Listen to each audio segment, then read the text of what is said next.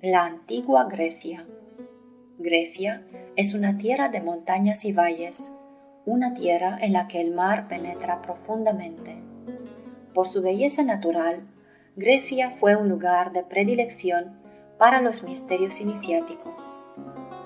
La cultura griega ha sido la que más dioses ha dado a conocer, amplia en sus historias, muy rica en contenido esotérico, de un gran arte regio que nos legaron para la posteridad.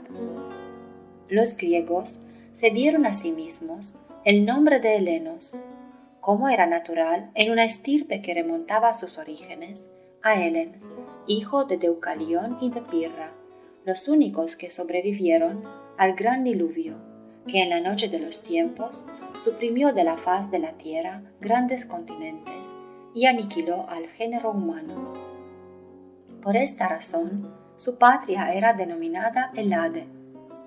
Por otro lado, Platón, en su libro Diálogo de Critias y Timeo, nos habla de un continente sumergido, de la polémica Atlántida, que sucumbió bajo el océano Atlántico. También el gran filósofo Homero, en sus poemas épicos, en 24 cantos cada uno, la Ilíada y la Odisea, menciona a dioses y diosas de la Atlántida. Solón nos recuerda las palabras que fueron comunicadas a los sacerdotes de Saís, de procedencia atlante. Ay, hijo mío, día llegará en que los hombres se rían de nuestros dioses y digan que los antiguos adorábamos ídolos. Grecia destacó a través de sus escultores, científicos, rigurosos artistas, poetas y filósofos, como Diógenes, que marchara cierta vez por las calles de Atenas, con una lámpara encendida en pleno mediodía, buscando un hombre. Llegaba a las casas de los sabios, se paseaba por las habitaciones, buscando en los rincones, patios. ¿Qué buscas?, le preguntaban a Diógenes, y él respondía, un hombre. Pero si las calles están llenas de hombres, las plazas públicas. Y respondía, esos no son hombres, son bestias. Comen, duermen y viven como bestias. Estas palabras son merecedoras de reflexión. Pitágoras, que desarrolló el famoso teorema de Pitágoras, sus maestros fueron Ferequides, que le enseñó a mirar hacia lo sobrenatural, Tales de Mileto, Anaximandro. Se marchó a Egipto, donde aprendió arquitectura y ciencias ocultas. También fue a Babilonia, junto a Zaratustra. Pitágoras sostenía que la creación del mundo se reducía a números, que el logos creador era un número. Sócrates no fundió sistema alguno, ni escribió libros. Su forma de enseñanza se basaba en la conversación con sus discípulos, y de ahí sacaba una elocuente lección de moral, encaminada a la perfección del hombre, reconociendo nuestra propia ignorancia. De ahí sus célebres aforismos, solo sé que nada sé, y la ciencia humana consiste más en destruir errores que en descubrir verdades. Platón, entre muchas cuestiones, trató de la selección entre la virtud y la voluptuosidad, como también de la definición del bien supremo. Nos habla en su República que él, a través de su conocimiento interno, saca el método deductivo, que va de lo desconocido a lo conocido. Aristóteles desarrolló una técnica sobre lo que se conoce como método inductivo, que va de lo conocido a lo desconocido. Escribió varias obras, entre ellas Organón, la metafísica, el alma, etc.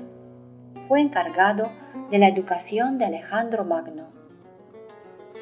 Alejandro Magno, llamado también el Grande, rey de Macedonia y el más famoso capitán de la antigüedad, destruyó Tebas, venció a Darío, rey de los persas, se apoderó de Damasco, Jerusalén y otras ciudades, invadió Egipto y fundó la ciudad de Alejandría. Se hizo consagrar como hijo de Amón, es decir, hijo de los dioses. En la Acrópolis de Atenas, la más importante fortificación elevada de Grecia, donde se solía construir la ciudad a sus alrededores, se levantaron los templos sagrados y las construcciones más importantes. Las acrópolis más famosas fueron las de Micenas, Corinto, Argos, Tirinto y Tebas. Los propileos son una serie de columnas que podemos admirar en la entrada de la Acrópolis ateniense. Este era el lugar donde los peregrinos descansaban de la ruda subida hacia el lugar sagrado. También era la separación entre el mundo profano y el mundo divino. Después de atravesar los propileos, los sacerdotes de la antigüedad se dirigían hacia el Partenón, obra de Fidias, que fue un escultor considerado como el artista más grande de Grecia. La primera obra que se conoce de Fidias es una estatua de Atenea, de oro y marfil. Aparte de dirigir las obras del Partenón, las 92 metopas de la cornisa exterior y el friso, salieron de sus manos numerosas estatuas, bustos y altorrelieves. A un lado del Partenón se alzaba la estatua gigante de Atenea. Ella es la diosa y reina indiscutible de los atenienses puros y castos, de corazón valeroso, símbolo de nuestra Madre Divina particular. Un dato curioso: en los días despejados, los rayos del sol golpeaban la lanza y el reflejo se alcanzaba a ver en el cabo Sounio, a 60 kilómetros de Atenas, donde fue construido el templo de Poseidón. En el frontón este del Partenón se encontraba un grupo de estatuas que representaba el Génesis, o nacimiento mítico de Atenea, el segundo logos, la matriz cósmica. Salía del cráneo de Zeus, primer logos, unidad unitotal, y Hefesto o Vulcano, dios del fuego, tercer logos o Espíritu Santo. He aquí el Génesis griego. Zeus, el personaje principal, estaba al centro de la escena. Él es el padre de los dioses, la unidad cósmica, la fuerza primaria inmortal en el interior de la cual está contenido todo aquello que ha sido, es y será. Bajo el frontón, que representa la creación, en las métopas estaba representado uno de los episodios más notables de la mitología griega, la gigantomaquia. Se cuenta que los seres colosales nacieron de la herida de su padre Urano, el cielo, como gotas de sangre, fueron recibidas por Gea, la tierra, y con el tiempo se transformaron en gigantes. Entablaron entonces un combate para destronar a los dioses del Olimpo. Los inmortales, incluso provistos de poderosas armas, no podían acabar con los terribles enemigos, la legión constituida por los variados yoes de tipo psicológico. Zeus utilizaba el rayo, Atenea la lanza, Cibeles sus leones, Poseidón su tridente. Este combate lo podemos apreciar también en el friso del tesoro de los Sifnios, en Delfos. En el frontón oeste estaba grabado uno de los eventos más notables de los mitos del Ática, el combate entre Atenea y Poseidón, y el triunfo de Atenea. Se enfrentaron constantemente con el propósito de educarnos, probarnos y liberarnos de nuestros trasfondos psicológicos. Durante el combate que sostuvo contra Atenea, Poseidón, con un golpe de tridente, hizo brotar una fuente de agua salada de la roca, y nos recuerda que la piedra filosofal de los alquimistas medievales es una piedra salina maravillosa. Atenea hizo brotar un olivo de la tierra y enseñó a su pueblo el cultivo de ese árbol y la extracción de aceite del mismo, símbolo de nuestra energía transmutada.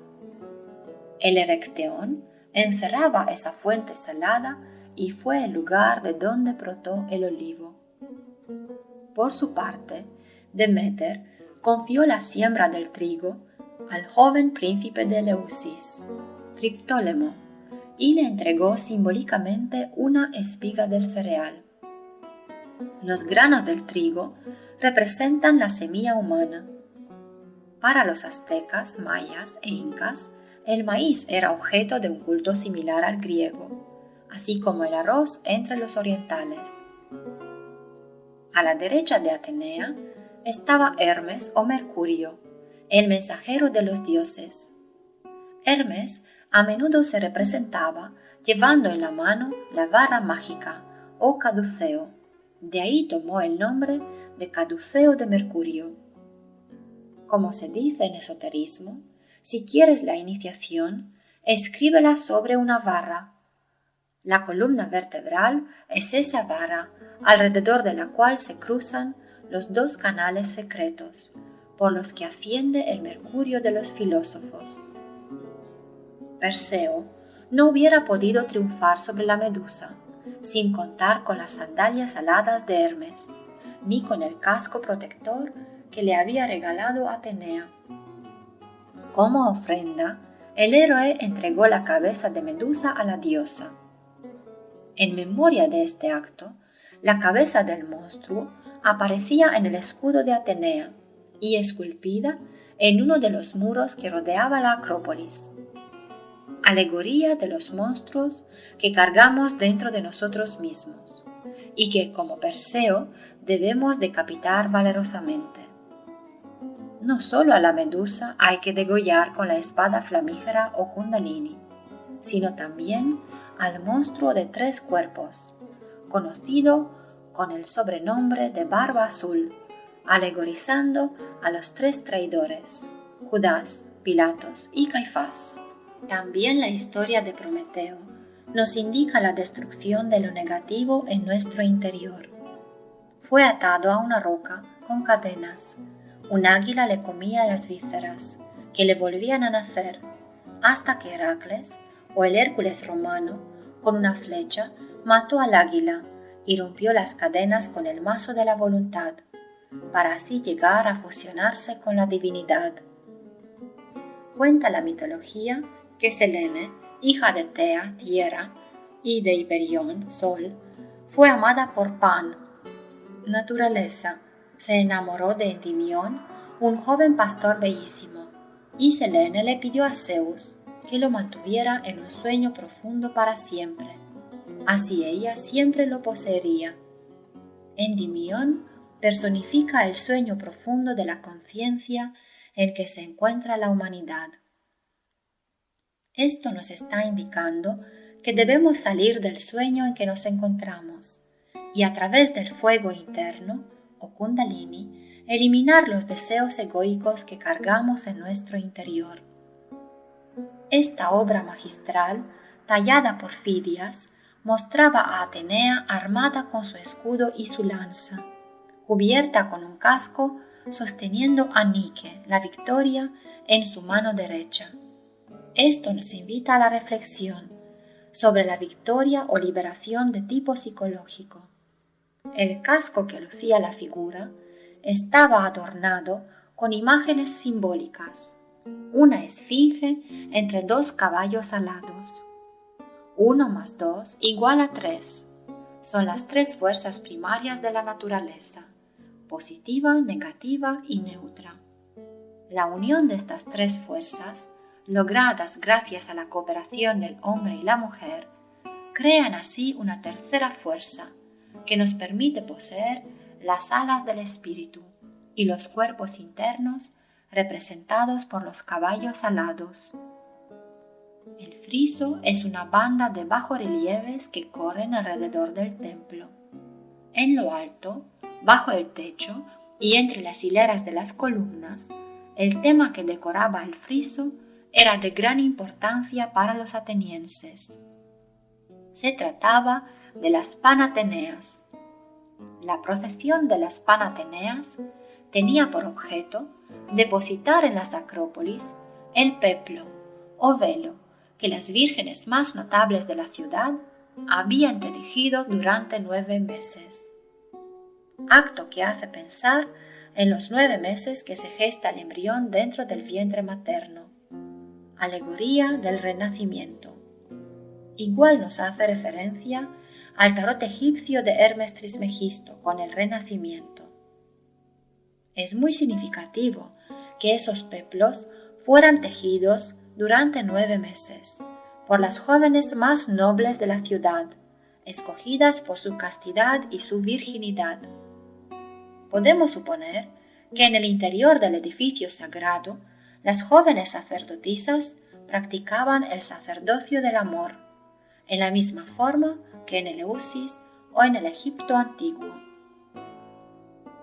En una época cuando la mente humana no estaba degenerada en extremo, la sexualidad era un acto venerado por la pureza y la inocencia. Desde el alba de los tiempos, de la ciencia de redención, mientras realizaba la práctica de tantrismo blanco o éxtasis dionisíaco, las doncellas jamás perdían su virginidad. El Partenón era de hecho un lugar de culto a la Virgen Divina Atenea Partenos, que quiere decir vírgenes. En Atenas se festejaba anualmente el aniversario de Atenea como virgen, y cada 4 años la ceremonia se revestía de liturgia ritualista. Etimológicamente, el Partenón se explica como la cámara de las vírgenes. El maestro Samael Aumbeor, filósofo contemporáneo y fundador del movimiento gnóstico internacional, escribe en su libro El matrimonio perfecto. En la noche profunda de los siglos existieron poderosas civilizaciones y grandes misterios, y jamás faltaron sacerdotisas del amor en los templos. En los misterios de Eleusis existían bailes al desnudo y cosas inefables. La magia sexual era la base fundamental de esos misterios. Entonces nadie pensaba en actividades infrasexuales, porque el arcano de los misterios era profundamente venerado. El friso representaba a unos jóvenes llevando a unas bestias al sacrificio. Nos recuerda la necesidad de sacrificar las pasiones bestiales, morbosidades lujuriosas que viven en nosotros, lo que los tibetanos llaman agregados psicológicos. El Minotauro, símbolo del ego animal, ser monstruoso cuya cabeza era de toro y el cuerpo de hombre, era el hijo de Parsífae, quien había engañado a su marido Minos con el toro enviado por Poseidón, el diablo tentador. El yo psicológico es el resultado del adulterio y de la fornicación. Poseidón, Apolo y Artemisa, representados en el detalle del friso, asisten a la fiesta de las Panateneas. Apolo es la fuerza crística solar, fogosa, que nos guía hacia la muerte mística. Es ayudado en su labor por su hermana Artemisa, que de un flechazo fulmina a los enemigos del espíritu, a nuestros defectos de tipo psicológico. Algunos jóvenes portaban incienso y mirra, símbolo de los buenos pensamientos y de las emociones positivas. La música no podía estar ausente, pues además del poder terapéutico del sonido, alegoriza el empleo del verbo en el curso del trance amoroso. Como podemos apreciar, en este relieve atribuido a Praxíteles, adornaron el zócalo de un pedestal sobre el cual se alzaba una gran escultura del maestro que representaba al flautista Marcias, rodeado por las musas. Teseo, a la cabeza del ejército griego, rechazó a las amazonas que habían llegado a las puertas de Atenas. La guerra que los atenienses sostuvieron contra las criaturas femeninas y salvajes es la lucha que debemos realizar contra los estados primitivos y salvajes de la conciencia. Heracles, o Hércules también, durante sus 12 trabajos o procesos que conducen a la liberación final, tuvo que enfrentarse a las amazonas para robar el cinto a su reina Hipólita. El lado sur del Partenón fue decorado con el combate legendario entre los lápidas y los centauros. El rey de los lápidas celebraba un banquete como motivo de la boda de su hija y había invitado a los centauros, criaturas rústicas mitad hombre, mitad bestia, que vivían en los bosques. Se cuenta que los centauros intentaron violar a las mujeres y a los niños. Entonces ocurrieron violentos enfrentamientos entre los lápidas y los centauros. Este episodio pasó a los anales de la mitología con el nombre de Centauromaquia. En el interior de cada uno de nosotros, fuerzas antitéticas sostienen un combate sangriento.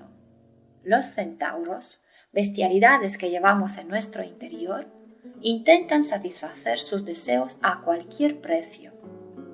Igual que Cupido o Eros cabalga sobre el centauro, el iniciado debe trascender esas pasiones o deseos. Este pequeño templo, compuesto de un cuerpo central y 2 pórticos, de figura y talla desiguales, era el lugar más venerado de la Acrópolis. Bajo el pórtico de las vírgenes se ocultaba una escalera secreta por la cual transitaban las vestales cuando llevaban a cabo una ceremonia especial. En el Erecteón se encontraba la fuente salada que Poseidón hizo brotar de la roca. También ahí se le rendía culto a Hefesto, o Vulcano, dios del fuego. Su origen parece de origen egipcio, y se le ve trabajando en la fragua con el fuego en el yunque. En sus manos porta unas herramientas, símbolo del sentir de la autoobservación psicológica que el alquimista no puede olvidar al trabajar con el fuego.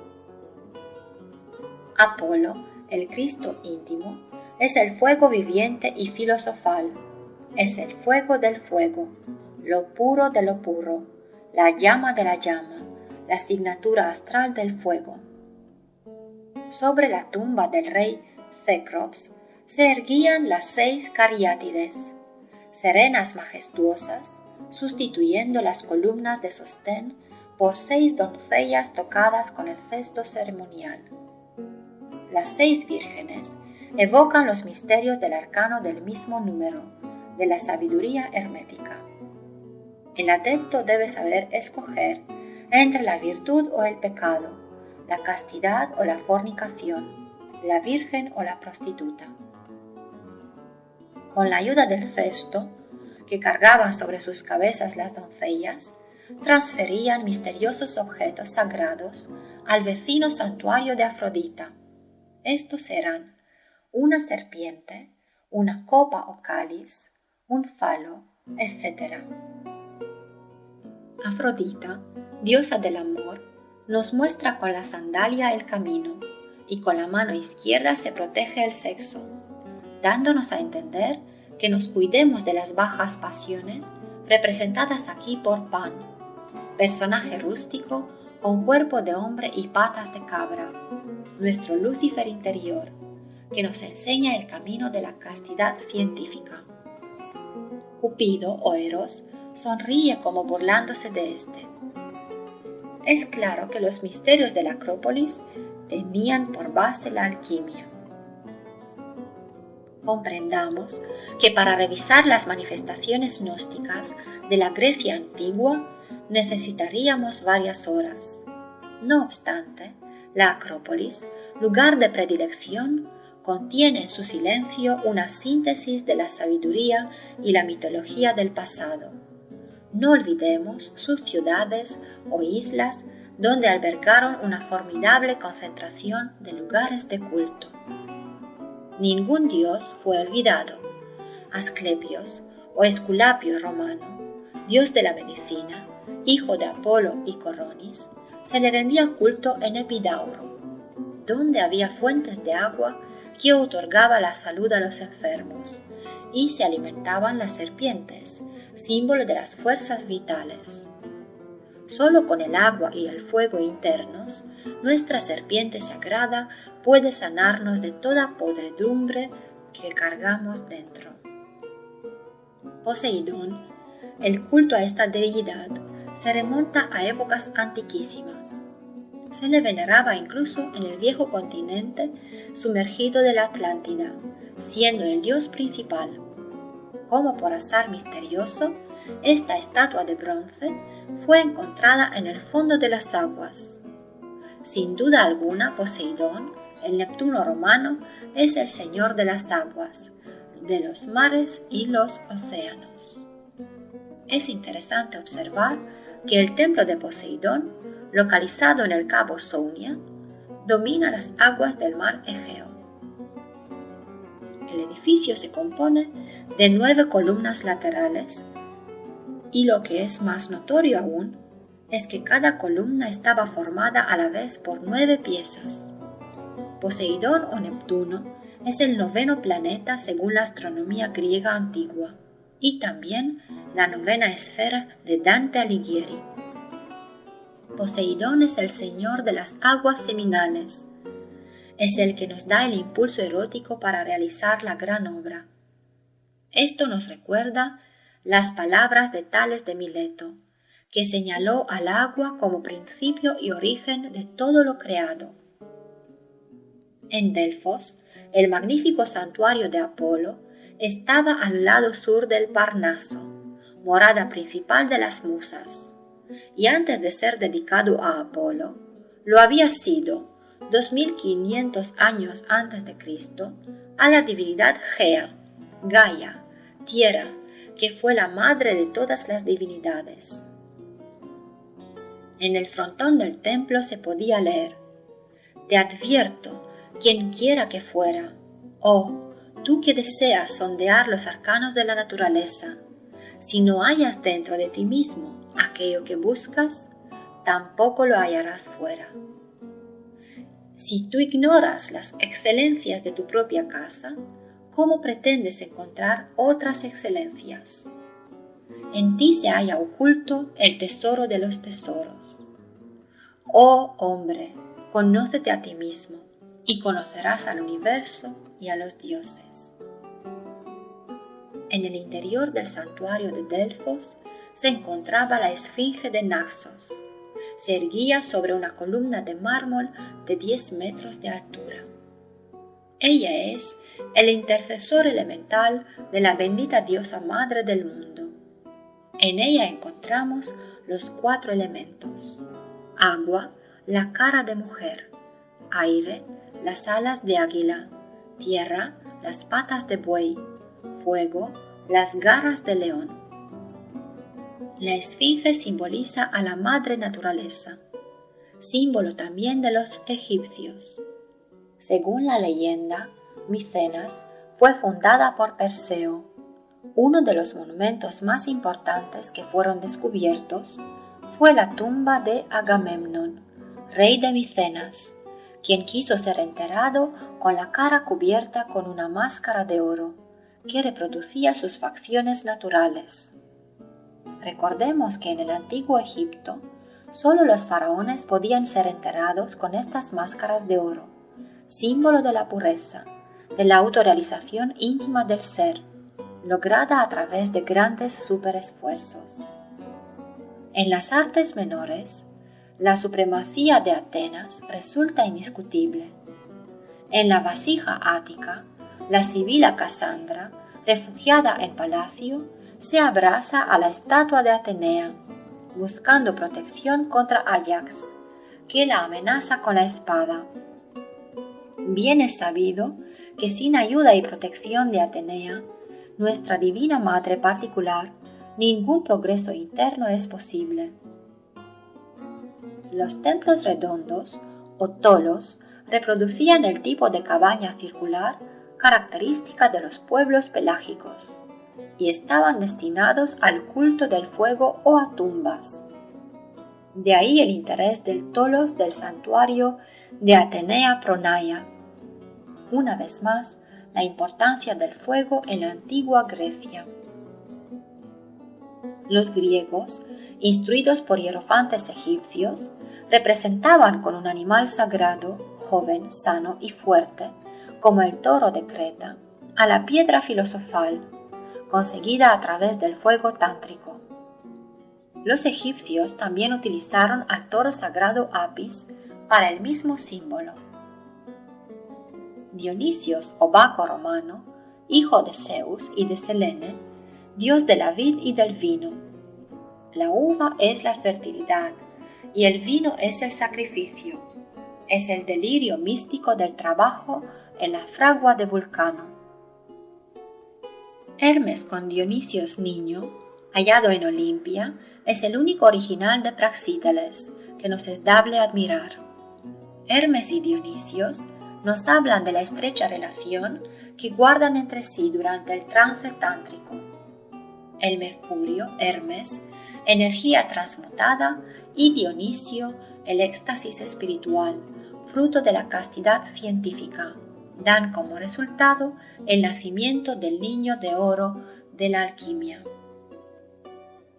Los griegos en épocas divinizaron a Victoria, que ellos llamaron Nike. Es la misma Nike o Victoria que Atenea sostenía en su mano derecha.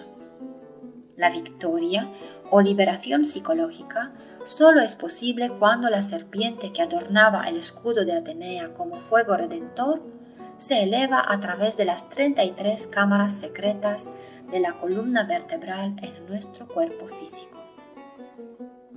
Por ello simbolizaron la gran obra a través de la cruz, símbolo antiquísimo y universal, conteniendo un profundo significado tántrico, la fuerza positiva, la fuerza negativa y la neutra, el santo afirmar, el santo negar y el santo conciliar, representado en el hombre y en la mujer.